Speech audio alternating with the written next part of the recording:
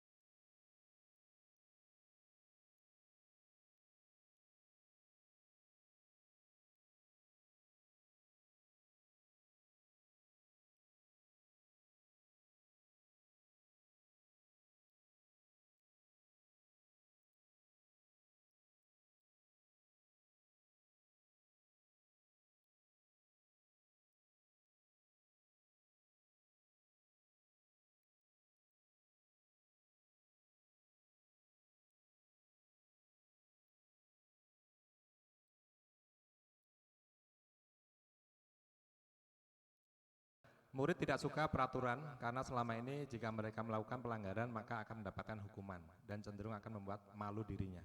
Betul ya Bapak Ibu ya? Ya, itu yang terjadi selama ini. Jadi ini contohnya dihukum ya. Tujuan aksi nyata yang saya lakukan adalah yang pertama menciptakan murid yang merdeka dan disiplin diri yang kuat. Yang kedua menumbuhkan budaya positif di sekolah dengan meyakini nilai-nilai kebajikan universal. Nanti kita akan lihat Bapak Ibu ya, kebajikan universal itu seperti apa. Tolak ukurnya adalah terbentuknya keyakinan kelas melalui kegiatan kesepakatan kelas yang dilakukan wali kelas dan siswa. Nah ini saya yakin sudah dilakukan ya Bapak Ibu ya. Nomor 1, yang wali kelas sudah ya. Saya lihat di kelasnya Bu Desi sudah ada itu. Kesepakatan kelas ya Bu Desi ya. Ya, untuk membuat keyakinan kelas. Kemudian yang kedua, siswa mampu menerapkan dan menjalankan keyakinan kelas yang sudah dibuat. Nah ini, jadi selain membuat keyakinan kelas, siswa mampu menerapkan. Tahap-tahapannya, yang pertama menyusun rencana, kemudian sosialisasi kepada sekolah ya, rekan guru, kemarin dengan Pak Agus, kemudian kita minta supaya ada waktu Bapak Ibu guru di ruangan ini saat ini. Kemudian nanti ke depan kita akan membuat evaluasi. Dukungan yang diperlukan, yang pertama dukungan dari kepala sekolah, rekan guru, serta murid agar tindakan yang telah disusun dapat dilakukan secara lancar dan menyeluruh. Yang kedua, sarana dan prasarana untuk menumbuhkan budaya positif di sekolah. Yang ketiga, orang tua dalam melakukan budaya positif di rumah. Jadi budaya positif ini akan kita coba kembangkan di sekolah maupun di rumah. Seperti ini kegiatannya Bapak Ibu ya, salah satunya kita hadir di ruangan ini untuk menerima materi-materi tentang budaya positif. Ini adalah aksi nyata penyebaran, pemahaman, dan pengalaman penerapan budaya positif. Nah, selamat datang Bapak Ibu guru hebat, mari belajar bersama, berkolaborasi bersama, saling mendukung demi mewujudkan budaya positif di SMP Al-Kausar Bandar Lampung. Konsep utama dari modul budaya positif adalah perubahan paradigma belajar yang pertama, yang kedua, disiplin positif, yang ketiga, kebutuhan dasar manusia, yang keempat, motivasi perilaku manusia, posisi kontrol restitusi, kemudian ada keyakinan kelas, dan yang terakhir adalah segitiga restitusi. Nanti kita akan bahas satu persatu, seperti apa sih paradigma perubahan paradigma belajar yang baru, dan disiplin positif sampai ke segitiga restitusi. Pembelajaran dengan paradigma baru dirancang berdasarkan prinsip pembelajaran yang terdiferensiasi sehingga setiap siswa belajar sesuai dengan kebutuhan dari tahap perkembangan untuk mewujudkan profil pelajar Pancasila. Ini sudah kita laksanakan Bapak Ibu ya, di kelas 7 kita sudah membuat diferensiasi, kemudian profil pelajar Pancasila diwujudkan di P5 setiap hari Jumat. Profil pelajar Pancasila itu seperti apa? Ada 6 ya Bapak Ibu ya. Masih ingat ya? Yang pertama apa? Beriman. Yang kedua? Iya. Kemudian bernalar kritis, mandiri, gotong royong, dan kreatif. Ya, kita pelan-pelan kita coba wujudkan profil pelajar Pancasila. Disiplin positif, ya, dalam budaya kita, makna kata disiplin ya, dimaknai sebagai sesuatu yang dilakukan seseorang pada orang lain untuk mendapatkan kepatuhan. Kita cenderung menghubungkan kata disiplin dengan ketidaknyamanan. Seperti ini ya Bapak Ibu ya, selama ini ya. Oke, sebagai pendidik, tujuan kita adalah menciptakan anak-anak yang memiliki disiplin diri, sehingga mereka bisa berperilaku dengan mengacu pada nilai-nilai kebajikan universal dan memiliki motivasi intrinsik, bukan ekstrinsik. Instruksi itu apa Bu? Ya, dari dalam sendiri ya, bukan dari luar. Dari luar misalnya, saya mau berbuat positif supaya dapat pujian dari Bu Asri misalnya, itu dari luar. Kemudian disiplin positif merupakan salah satu cara penerapan disiplin yang bertujuan untuk menumbuhkan kesadaran serta memberdayakan anak-anak untuk melakukan sesuatu tanpa sogokan, ancaman maupun hukuman. Ya. Kebutuhan dasar manusia. Tadi sebutkan ada kebutuhan dasar manusia, ada 5 Bapak Ibu. Yang pertama bertahan hidup, ya. Yang kedua kasih sayang. Siswa kita juga perlu survive ya Bapak Ibu ya. Mereka akan survive, kemudian kasih sayang ini bisa ditumbuhkan dari saling menyayangi antara teman, dengan guru, dengan sesama penghuni di sekolah ini. Kemudian penguasaan, ini juga ada. Anak-anak juga ada, kita kan sering lihat anak-anak ya, dia berkelahi gara-gara apa, itu karena ada kebutuhan untuk penguasaan. Kebebasan, nah mereka juga pengen bebas Bapak Ibu ya. Ternyata mereka ada kebutuhan kebebasan dan kesenangan. Motivasi perilaku manusia. Nah, motivasi merupakan dorongan yang timbul pada diri seseorang secara sadar atau tidak sadar untuk melakukan suatu tindakan dengan tujuan tertentu. Menghindari ketidaknyamanan dan hukuman, ini yang pertama. Nah, jadi murid melakukan disiplin karena takut dihukum. Ini merupakan motivasi ekstrinsik tadi ya Bapak Ibu ya. Kemudian mendapatkan imbalan atau penghargaan dari orang lain. Ya, murid melakukan disiplin karena ia ingin mendapatkan imbalan. Ini masih termasuk yang ekstrinsik. Tolong Pak. Oke, yang ketiga menghargai nilai-nilai kebajikan diri sendiri.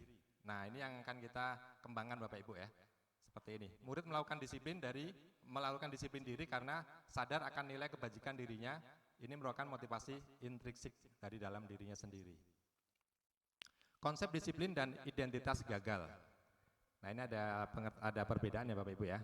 Konsep disiplin dan identitas gagal. Hukuman itu biasanya menyakitkan ya. Pernah dihukum nggak Bapak Ibu? Pernah ya, menyakitkan. Yang kedua tidak nyaman, udah pasti. Murid akan takut. Kemudian bersifat memaksa. Murid akan menyembunyikan kesalahannya. Dia berusaha untuk menghindari atau berbohong jadi ya, menyembunyikan kesalahannya. Murid menjadi rendah diri, dia tidak pede. Kalau penghargaan yang kita berikan ini tidak efektif Bapak Ibu ya. Ini merusak hubungan atau sifat iri, mematikan kreativitas, menghukum dengan sistem ranking misalnya ya. Itu ternyata ranking itu menghukum Bapak Ibu ya. Kenapa sekarang tidak ada ranking? Karena ternyata ranking itu menghukum, merampas hak menghargai dirinya. Oke. Kemudian ada konsep disiplin dan identitas sukses. Nah ini yang akan kita tuju. Konsekuensi dan restitusi. Kita pengertian konsekuensi adalah penguatan jangka pendek sifatnya dengan konsekuensi. Nah kamu ini kalau nanti akan dapat ini gitu ya, biasanya gitu ya. Kemudian perlu monitoring berkelanjutan. Kalau tidak ada monitoring nanti dia akan lengah kembali lagi. Kemudian stimulus respon. Kemudian di sini kehilangan waktu untuk merenungi kesalahan. Nah, sementara untuk restitusi yang akan kita tuju Bapak Ibu ya, ini mulai bertanggung jawab untuk perilakunya. Jadi setiap individu, setiap siswa nanti dia akan bertanggung jawab untuk perilakunya. Fokus pada pemecahan masalah jangka panjang. Kemudian murid menghormati dirinya dan orang lain. Teori kontrol, dirinya memegang kontrol ya, bukan dari gurunya, bukan dari orang lain, tapi dirinya sendiri. Kemudian murid bersemangat memperbaiki kesalahan. Kalau dia punya kesalahan, dia akan semangat memperbaiki. Tidak seperti yang tadi, dia malah berusaha untuk menyembunyikan kesalahannya. Konsep disiplin, menurut pendekatan restitusi, ya, sebuah cara menanamkan disiplin positif pada murid. Jadi pengertian restitusi itu adalah proses menciptakan kondisi bagi murid untuk memperbaiki kesalahan mereka, sehingga mereka bisa kembali pada kelompok mereka dengan karakter yang lebih kuat, menurut Gassen 2004. Sementara ciri-cirinya yang pertama, bukan menebus kesalahan namun belajar dari kesalahan. Ini ciri yang pertama. Ya. Kemudian yang kedua, memperbaiki hubungan. Yang ketiga, tawaran bukan paksaan. Kita nanti memberikan tawaran kepada siswa, bukan memaksa. Kemudian menuntun untuk melihat ke dalam dirinya sendiri. Apa sih yang terjadi pada dirinya? Kemudian mencari kebutuhan dasar yang mendasari tindakan siswa tersebut. Fokus pada karakter bukan pada tindakannya. Menguatkan dan fokus pada solusi. Nah ini yang diharapkan dari restitusi. Perbedaannya, kalau hukuman ini guru menghukum siswa tersebut, misalnya hormat bendera 10 menit, ya. Yang lagi terlambat itu kan Bapak Ibu ya, sering ya. Silakan baris depan, hormat bendera 10 menit. Guru marah dan murid menjadi takut. Konsekuensi, nah perbedaannya, guru memberikan konsekuensi untuk mengerjakan PR saat istirahat atau, nah konsekuensinya, kalau nggak dikerjakan saat istirahat berarti dikerjakan sebanyak 3 kali lipat. Ini adalah konsekuensi. Guru tegas dan siswa menghormati peraturan. Gurunya tegas, siswa hormatnya pada peraturan. Kemudian untuk restitusi, ini yang paling saat ini yang pengertian yang paling tinggi tadi adalah guru menanyakan keyakinan kelas atau dirinya dan membantu siswa menyelesaikan masalahnya. Nah ini Bapak Ibu harus bisa menguasai ini. Kemudian guru terbuka dan siswa menghormati dirinya dan orang lain. Ini harapannya, ada 2 ini. Kemudian ada 5 posisi kontrol Bapak Ibu yang Bapak Ibu harus menguasai. Boleh pilih mau jadi penghukum, pembuat rasa bersalah, sebagai manajer. Ya, kita harusnya sebagai manajer yang paling kanan. Ya, contohnya kalau penghukum adalah patuhi peraturan sekolah, lalu berdiri di depan barisan. Ini contoh kalau kasusnya siswa tidak memakai atribut lengkap saat upacara. Kalau dia sebagai pembuat rasa bersalah, ya, dia akan mengatakan, berapa kali Bapak harus memberitahu kamu, Bapak kecewa sama kamu. Jadi membuat rasa bersalah. Nah, jadi yang terakhir adalah sebagai manajer. Bapak Ibu harus sebagai manajer. Nah, apakah kamu tahu kesalahanmu?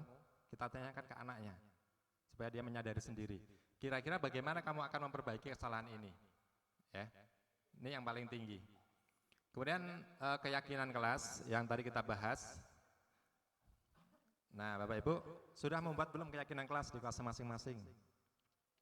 Mengapa keyakinan kelas bukan peraturan kelas? Nah, pertanyaannya itu.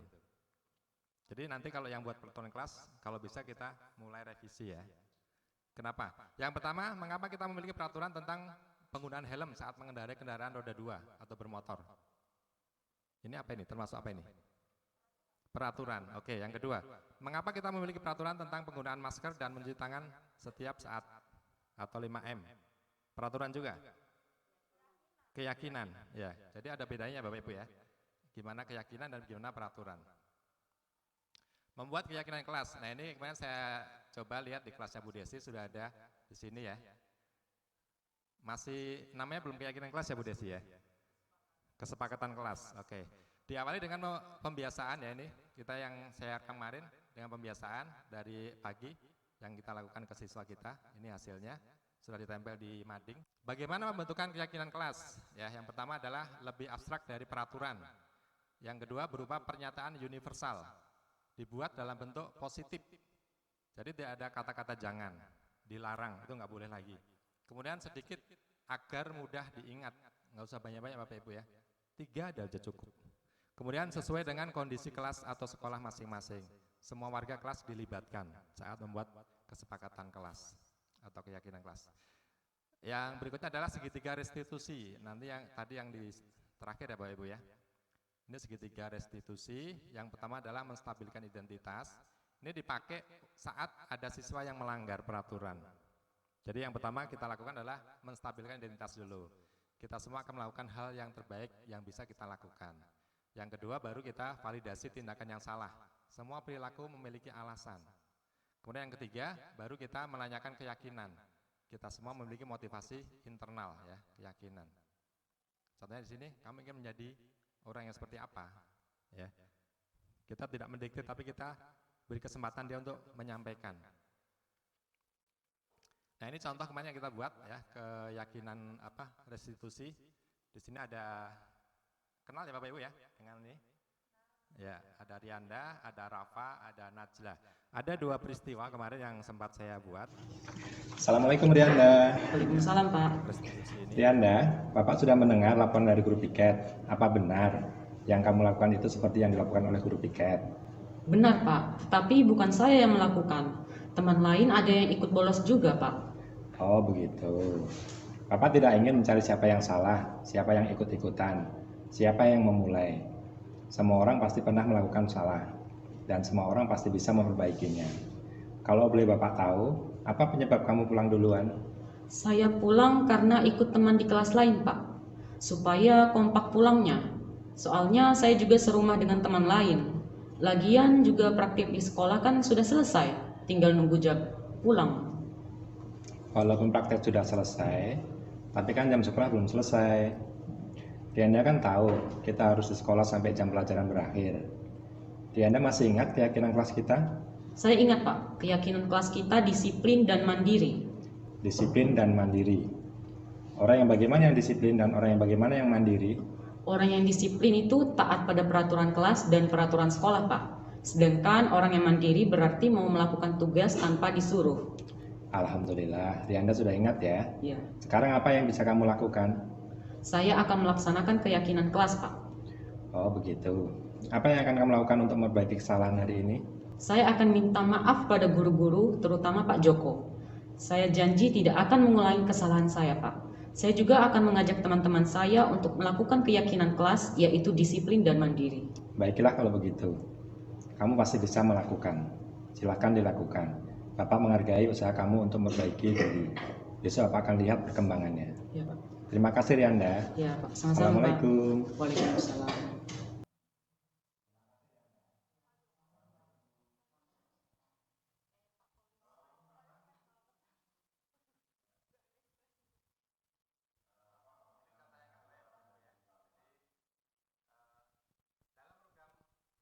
Dalam program disiplin positif, hendaknya guru memiliki standar kepribadian profesional dan sosial yang baik, di mana guru mampu merefleksi pada posisi kontrolnya saat ini. Bagaimana perjalanan dirinya sebagai among atau posisi manajer yang menuntun murid-murid menjadi insan yang mandiri, merdeka, dan bertanggung jawab. Ini sesuai dengan standar nasional pendidikan. Terima kasih atas atensinya. Kalau ada pertanyaan boleh silakan. Saya bertanya Pak Joko. Baik, terima kasih. Alhamdulillah luar biasa yang disampaikan oleh Pak Joko. Jujur saja ini merupakan tambahan ilmu dan pengetahuan bagi kami karena sejatinya memang kami melaksanakan tugas sehari-hari di kelas membina siswa masih banyak kesalahan, masih banyak hal-hal yang seharusnya tidak kami lakukan tetapi masih kami lakukan. Dengan adanya pemaparan dari Pak Joko sedikit banyak dapat membuat kami mengetahui bahwa ada hal-hal yang seharusnya tidak kami lakukan pada siswa kami. Itu aja Pak Joko, ditunggu lagi ilmunya, mudah-mudahan yang diketahui Pak Joko ilmu tentang pengembangan bagaimana cara mendidik siswa dengan baik dapat kami terima juga ilmunya, seperti itu. Terima kasih. Assalamualaikum warahmatullahi wabarakatuh. Waalaikumsalam warahmatullahi wabarakatuh. Terima kasih Bu Desi atas masukannya. Monggo Bapak Ibu kita sama-sama sharing ilmu baru dari kurikulum Merdeka. Ya. Ada lagi Bapak Ibu? Oh ya, monggo silakan Pak Khair.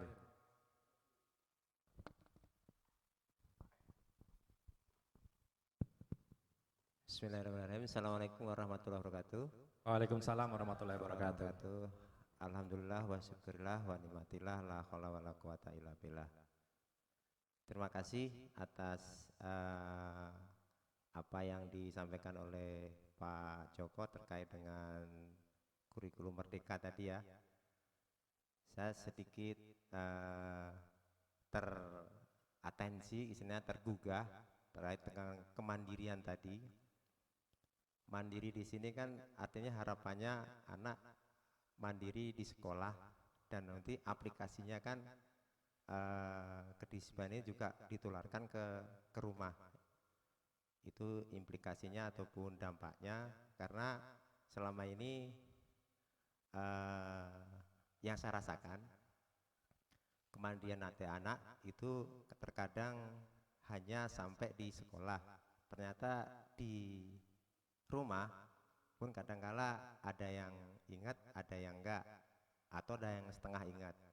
Dengan tampilan tadi, kemandirian yang dipaparkan oleh dari Pak Joko itu menggugah supaya anak nanti kekeh mempertahankan kemandirian di sekolah bisa diturunkan ke kemandirian di rumah.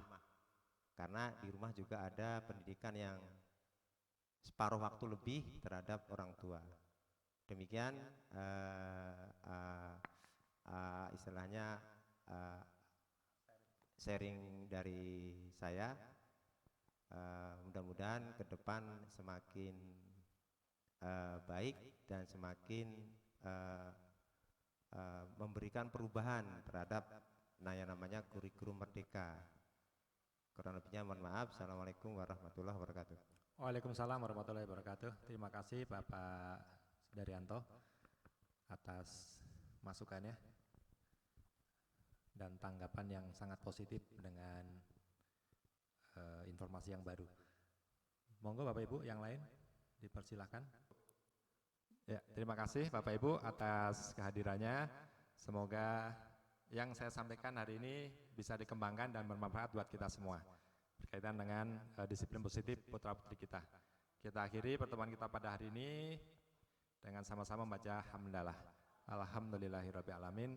Assalamualaikum warahmatullahi wabarakatuh.